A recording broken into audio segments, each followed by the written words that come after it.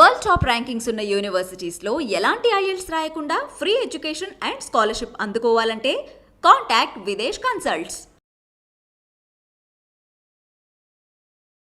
నమస్తే, welcome to I dream. మనతో పాటు ఉన్నారు ప్రముఖ ఆయుర్వేద వైద్య నిపుణులు డాక్టర్ చిట్టుబుట్ల మధుసూదన్ శర్మ గారు. సార్ వంటింటి చిట్కాలతోటే చాలా రకాల ఆరోగ్య సమస్యలకు ఎంతో చక్కటి పరిష్కారాన్ని అందిస్తూ ఉంటారు. ఈ విషయం చాలా మందికి తెలుసు. అయితే ఈ రోజు మరో సమస్యతో మనం సార్ని కలవబోతున్నాము, అదే మోకాళ్ళ సమస్య.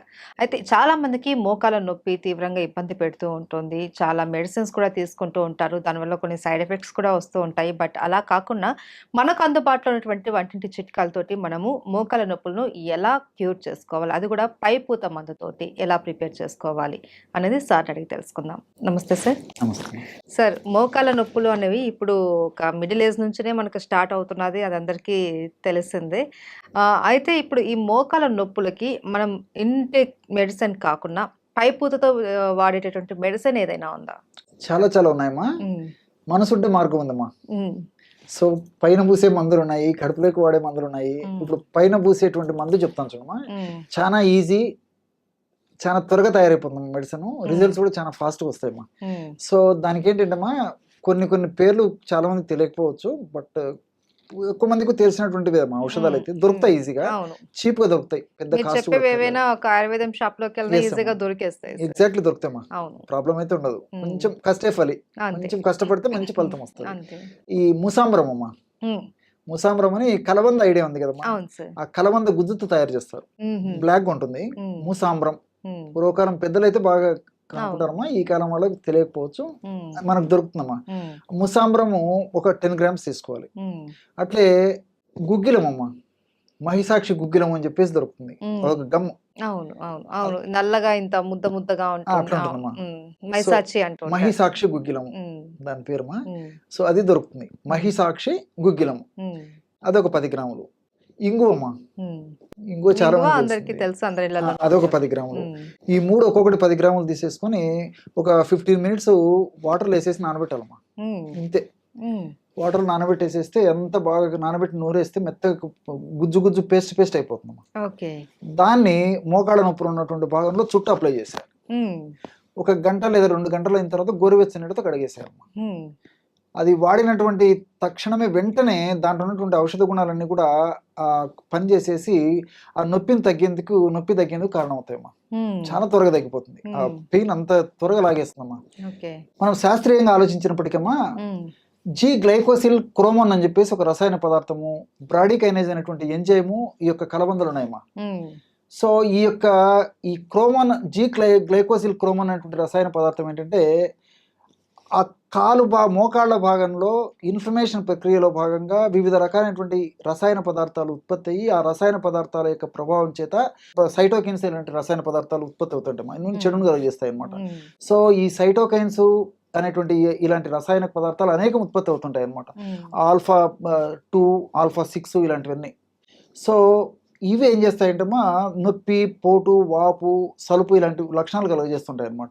సో ఈ యొక్క పదార్థాల ఉత్పత్తి, హానికారకంగా పరిణమించేటువంటి యొక్క పదార్థాల ఉత్పత్తిని తగ్గిస్తుందమ్మా ఈ జీ గ్లైకోసిల్ క్రోమోన్ అనేటువంటి రసాయన పదార్థం. అంతేకాకుండా వాటి యొక్క పనితనాన్ని కూడా నిర్వహణ చేస్తుంది. సో దానివల్ల మనకు నొప్పి తెలియకుండా పోతుంది అనమాట.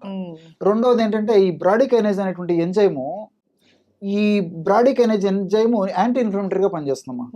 సో మోకాళ్ళ భాగంలో నొప్పి వచ్చిందంటే ఇన్ఫ్లమేషన్ ప్రక్రియ అనేది జరుగుతుంది అని అర్థం.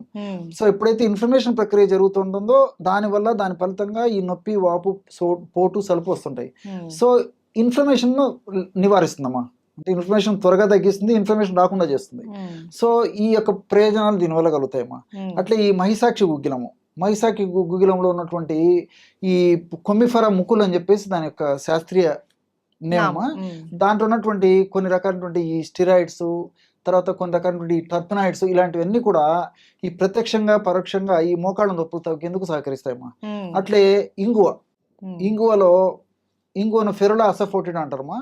దీంట్లో ఉన్నటువంటి ఈ డైటర్పినాయిడ్స్, ట్రైటర్పినాయిడ్స్, కొన్ని రకాలైనటువంటి వోలటైల్ ఆయిల్స్, ఇవన్నీ కూడా మనం అప్లై చేయడం వల్ల, ఇలాంటి పదార్థం ఉన్నటువంటి ఇంగువను అప్లై చేయడం వల్ల, సో ఈ మోకాళ్ళ నొప్పులకు సంబంధించినటువంటి పోటు, సలుపు, బాధ, ఇలాంటివన్నీ తగ్గిపోతాయి.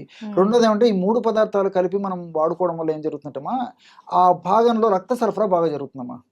ఎప్పుడైతే రక్త సరఫరా బాగా జరుగుతుందో ఆ భాగంలో తయారైనటువంటి ఈ వేస్ట్ మెటీరియల్, హానికారకమైనటువంటి పదార్థాల యొక్క అంశాలు ఇవన్నీ కూడా రక్త సరఫరా సజావుగా జరిగినప్పుడు, మంచి రక్తం అక్కడికి పోయినప్పుడు అక్కడి నుంచి ఆ చెడు రక్తాన్ని తీసుకొచ్చేటువంటి భాగంలో చెడు పదార్థాలను కూడా తీసుకొచ్చేస్తుందమ్మా. మంచి ఆక్సిజన్, మంచి పోషణ కూడా జరుగుతుంది ఆ జాయింట్ భాగానికి.